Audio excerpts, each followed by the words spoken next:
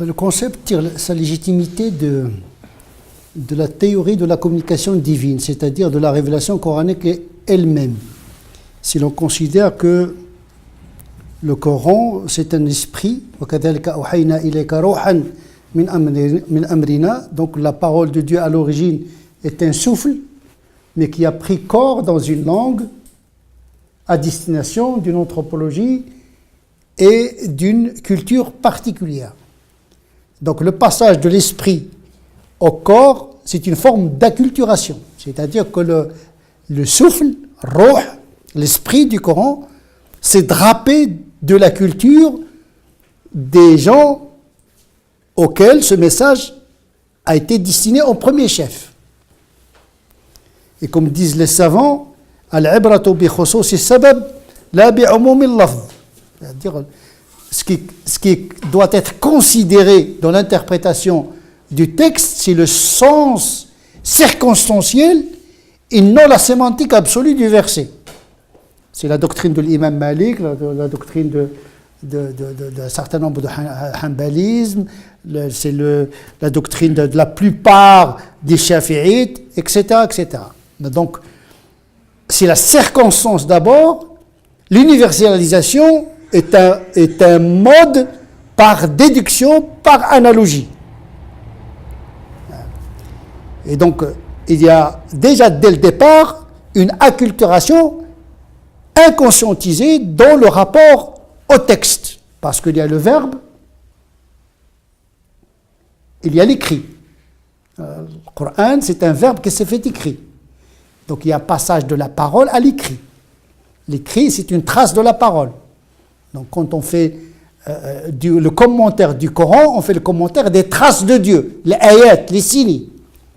Mais l'accès à Dieu est impossible. Et l'accès à la parole ontologique de Dieu est impossible, ce qu'on appelle le kalam al-nafsi.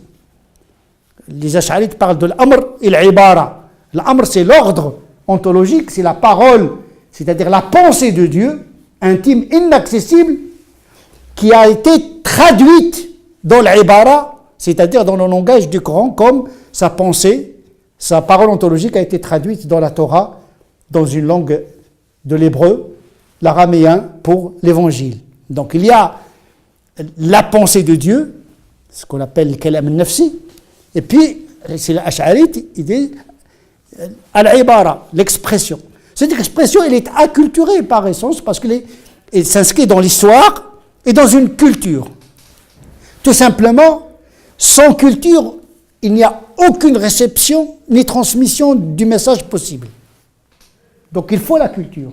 La culture, c'est un excipient qui permet l'administration du principe actif qui est l'esprit du message. Et donc la théologie de la culturation tire ses fondements de tanzil, le concept de tanzil. C'est une descente. C'est une parole incréée parce qu'il vient de Dieu lui-même, mais il est accidentel, c'est-à-dire haditha, conjoncturel, de par son éruption dans l'histoire. Et donc, le fondement même de la théologie de la culturation tire sa légitimité dans la théologie de la révélation coranique. Et le Coran, également, un message et un messager. Qui est Rasoul sallallahu alayhi wa sallam, ba'atha fil ummina rasulan minhum. Donc il a choisi un prophète daté et situé minhum, dans la même culture, dans les mêmes idiomes, les mêmes codes de communication, etc. Même le Coran, son style, il s'est adapté à la culture langagière du moment coranique. Ils ont une manière de s'exprimer. C'est un style qui nous paraît comme quelque chose de sérieux, mais c'est de l'ironie.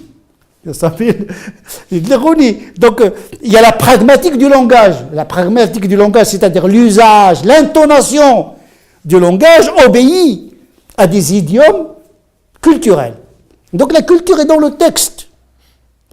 Pour nous, c'est-à-dire l'herméneute, les théoriciens de l'islam, ici maintenant, doivent extraire l'esprit de cette enveloppe qui a permis sa réception, sa transmission au moment coranique, et extraire cet esprit du cumul exégétique pendant des siècles, parce que chaque fois les savants traduisaient le Coran dans le langage et la culture de leur époque. Donc il y avait une transmission de ce message de la culture du moment coranique, la culture des compagnons, la culture des tabi'in, etc., jusqu'à nous, de culture d'origine maghrébine, turque, etc. Nous sommes venus avec cet islam acculturé, mais acculturé théologiquement et canoniquement. L'imam Malik, l'imam Shafi'i, ils ont traduit leur canon dans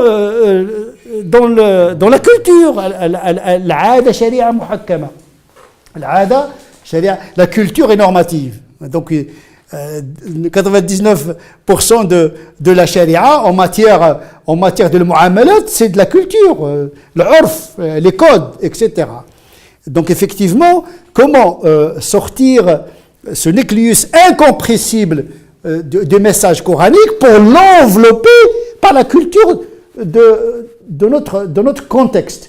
Il ne s'agit pas d'acculturer le musulman en tant que tel. Moi, ça ne m'intéresse pas le musulman en tant que tel. Il a le droit d'appartenir à 50 000 cultures. Il peut être d'origine marocaine, algérienne, berbère, chinoise. Et puis, enfin, il y a une acculturation, de l'acculturation dans une autre culture, c'est la définition. Mais moi, je parle d'acculturation théologique. Donc, il y a, de toute façon, l'acculturation culturelle, elle se fait naturellement. Ça ne se théorise pas. L'intégration des musulmans, on n'a pas à théoriser l'intégration des musulmans. Ils s'intègrent économiquement, professionnellement, etc. Le théoricien de l'islam n'a pas à théoriser la culture, mais il doit prendre en considération la culture où il se trouve pour traduire le message coranique, pour permettre aux musulmans d'être installés confortablement dans leur contexte pour pouvoir y contribuer. Parce que quand on est mal installé, quelque part, dans son corps biologique, dans son corps social, familial, on peut pas recevoir le message, on ne peut même pas l'entendre. Parce qu'il y a des empêchements culturels qui vous empêchent d'écouter le Coran parce qu'il n'est pas bien traduit. Voilà. Avec un berbère, on peut lui expliquer le Coran berbère, il va le comprendre bien. Si vous l'expliquez en chinois, il ne va pas le comprendre. Donc déjà parler de Dieu en français, c'est déjà le penser autrement. Parce que toute langue porte avec elle une certaine culture. Donc c'est de cette acculturation dont je parle au niveau du discours sur Dieu, parce que l'acculturation, ce n'est pas uniquement dans les pratiques. Oui, parce que le discours sur Dieu, sur l'homme, sur la liberté, il faut choisir les doctrines qui sont en phase avec l'épistémé, c'est-à-dire la manière de penser liée à une époque donnée. Les musulmans, ils ont traduit l'aqida dans un langage presque hellénique, dans un langage grec, philosophique. L'Ash'ira, par exemple, même l'Hanabila, l'orthodoxie, exige le fait de croire que Dieu il est différent des accidents. Al-mukhalafatu lil-hawadith. Il y a sifa wajiba fi haqqillah. Tous les musulmans ash'arites et hanbalites doivent croire que Dieu n'est pas comme les accidents. L'accident, c'est l'événement qui a un début et une fin. Ce n'est pas l'accident de route. L'accident, c'est quelque chose de conjoncturel. En termes philosophiques, l'accident, il a un début, il a une fin. Et donc, ils ont intégré cette notion philosophique dans l'économie de l'aqida al-ash'ariyya, parce que l'aqida, il parle également selon le marché philosophique, où les savants sont amenés à traduire l'unicité de Dieu, les attributs de Dieu, la question de la spéculation de comment traduire les attributs de Dieu, etc. C'est un travail d'acculturation également, dans la manière de penser Dieu, de penser la liberté, de penser l'homme, de penser la femme, etc. Donc il y a un discours métaphysique qui doit s'acclimater également pour pouvoir être audible à une civilisation donnée.